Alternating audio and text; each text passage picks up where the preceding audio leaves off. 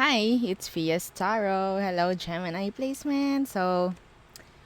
Okay, the person on your mind, Gemini. Oo, syempre, before tayo mag-start, kung hindi ka pa nakakapag-subscribe, please do subscribe and hit the notification bell para lagi po tayo maging updated sa mga mangyayari pa lang. Okay? Excuse me. Okay, so,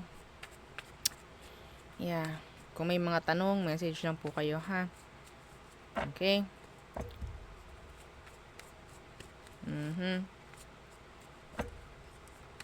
So, ang tanong, who is the person on your mind, Gemini? Okay. Anong meron sa kanya, Gemini? Anong meron sa taong yan? Okay, the Four of Pentacles in reverse. Pwedeng Earth sign. Taurus, Virgo, and Capricorn. Some of them may pagkagastador. Gastadora. Okay? Hindi yun para sa lahat, ha? Pero yeah, that's specific. Okay? So, ano tong Four of Pentacles in reverse? The Ace of Swords.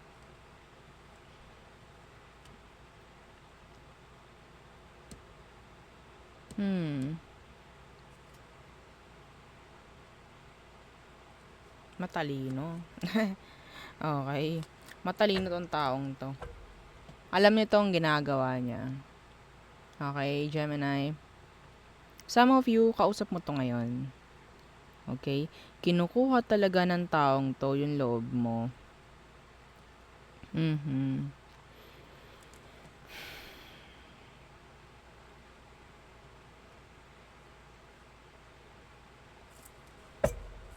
Yung iba naman, pwedeng meron kayong legal matter. Oo. Tigas no. Legal, may something legal dito sa isa inyong dalawa. Excuse me, ba't ako nauubo? Okay. Ito specific pa. Yung iba sa inyo, pwedeng may kailangang bayaran sa'yo itong taong to. Okay? So, ano bang meron sa sitwasyon? Okay, Eight of Wands in reversed. What's with the Eight of Wands in reversed? So, meron ditong delay. Okay? Matalino. Oo, matalino tong taong to, Gemini, ha? Okay, alam niya ang ginagawa niya. Ito yung taong hindi siya magiging parang present or available sa'yo. Pero, the line of communication is open. Okay? This person, palaging gusto nito ng attention. Okay? So, meron ditong fire sign, Aries, Leo, and Sagittarius. Yeah, the Magician in reverse. This is their way of manipulating you maybe. Okay? So, a lot of promises meron itong taong to pagdating sa'yo. Yes.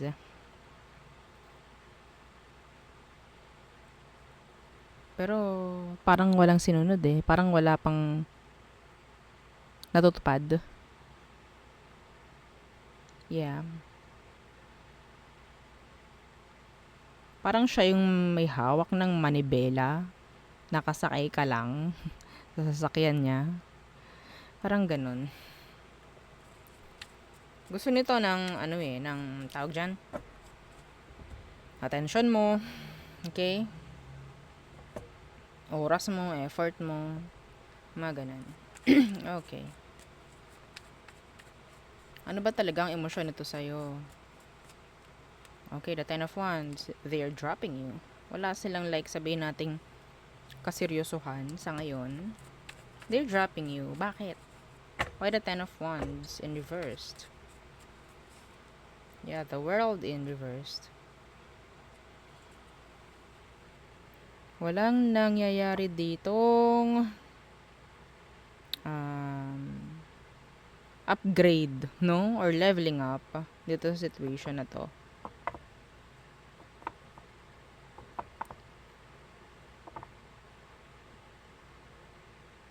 Alam mo, Gemini, emosyon nito, nandun yung nandun yung dinadrop ka. Or parang wala talagang pakialam, talagang binibitawan ka, nililet go ka. Okay? Kasi pwedeng yung focus niya is hindi ganun, no? Hindi ganun ka-focus pagdating sa'yo. Yeah.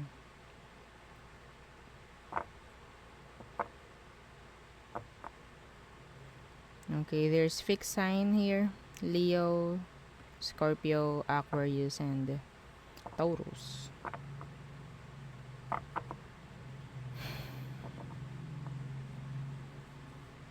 Siya yung parang nagro-rule. Parang siya yung parang may bahala. Ako bahala. Pero, wala naman nangyayari. Anyway, let's see what's their next action towards you, Gemini. Okay, the Six of Swords in reversed. Why? They're dropping you. Yeah, they're dropping you. Okay? Some of you, nandyan yung money based lang to. Okay? Money based.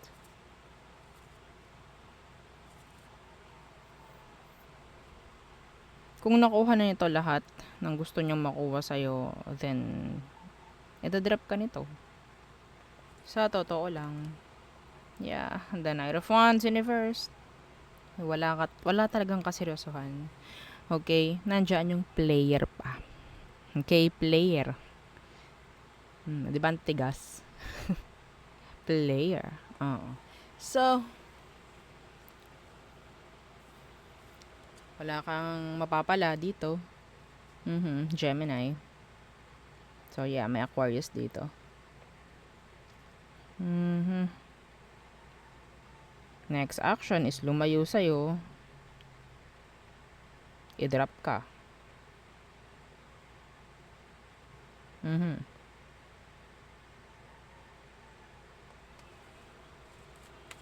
Nakakakuha ako ng energy rito na Gemini. Itong taong ito, kapag may kailangan lang, nandyan for you. Kapag may hihingiin lang, nandyan siya for you. Pero kapag okay na, halos na uli. Lalo na kapag hindi mo pinagbigyan or hindi mo naibigay yung gusto niya, mamaniobrahin nito yung sitwasyon. Mamanipulahin ka para magbigay ka, para gumawa ka para sa kanya. And then after, goodbye. Lalayo at lalayo. Okay. Hindi ko malaman bakit ganito tong taong to. What's their intention? Let's see. Ano bang intention nito? Ano bang intention niya sa'yo, Gemini? The Page of Cups. To connect. Okay. Why the Page of Cups? So, lagi ko sinasabi, every time na may lalabas na page, komunikasyon lang to. Walang kaseryosohan dito. Okay? Yeah, see? The Emperor in reversed. Seryoso ba yun kapag naka-reverse si Emperor? Meaning, this is immaturity. Okay? Walang intention nitong taong to na magpakaseryoso sa'yo. This is like paggamit sa'yo. Yeah, the Knight of Pentacles in reverse. Walang pag-usad dito.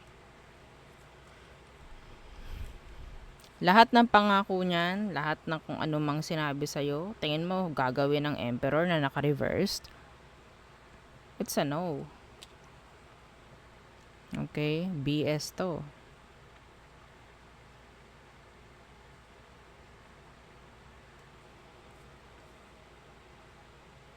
Yung iba sa inyo, hindi lang naman ikaw ang nakakausap niyan, kaya madali kang alisin, no? Sa kanyang, ang tawag dyan? Plans or list. Okay? So, kung makuha, kung ano ba talaga yung outcome or slash ano ba? Advice. Kuha lang tayo ng advice for you, Gemini. Advice for Gemini. The Ace of Pentacles in reversed. Wala kang gagawing pagtanggap at pagbibigay. Okay? At pagbibigay, lalo na nga kung pera. Okay? Pero in general, wala kang gagawing pagbigay at pagtanggap dito. Yeah.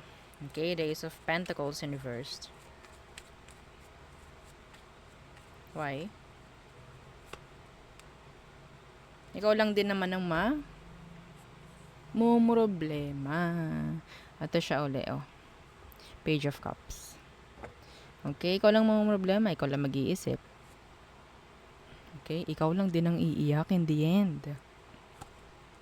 Okay. Yeah. Some of you, you're just putting effort to something na wala namang mangyayari. Okay? Some of you. So, wag na. Maganda dyan, wag kang tatanggap, wag kang magbibigay dito sa connection na to. Okay?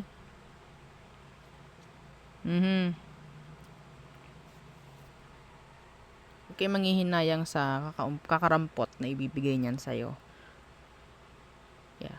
Yung ibinibigay niyan sa'yo kahit, ay Miss Fia, nagbibigay siya sa akin na ganito, ganyan. Ang masasabi ko doon sa mga binibigay niya sa'yo, if ever, bare minimum. Okay? The bare minimum. Yeah. Kaya niyan magbigay sa'yo ng higit pa. Pero, yun lang ang ginagawa niya. For what? Para makita niya, para makita mo, okay, maramdaman mo na may something pa rin, no? Pero never itong magiging all in, all out sa iyo. Okay, kung sino man ito. Okay, so tayo tumungo na sa all signs. Aries through Pisces for you, Gemini. Okay. Aries, they want connection. Taurus. Okay, so ayaw na mag-isip ni Taurus. Gemini. Okay, so meron ditong unfinished business. Cancer, they're letting you go. Okay, nandyan yung pagbitaw na rin. Leo, they want to communicate.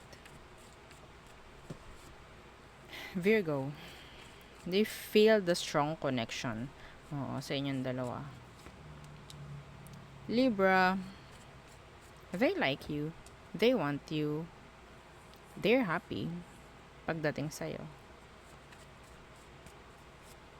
Scorpio, okay, so some of them, they're going to take actions.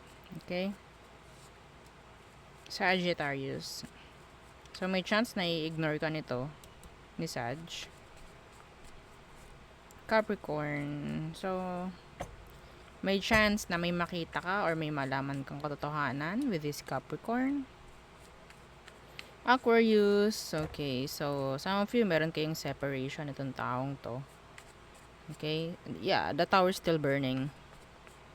Okay, so Pisces, okay, Pisces, they're happy. Okay, some of them, they're moving on. Or maybe ikaw ang kailangan gumawa nun doon kay Pisces. Okay? So there, yun ang ating reading for you, Gemini placements. Again, yeah, don't forget to like, share, and subscribe, and follow our FB page. Thank you. Bye.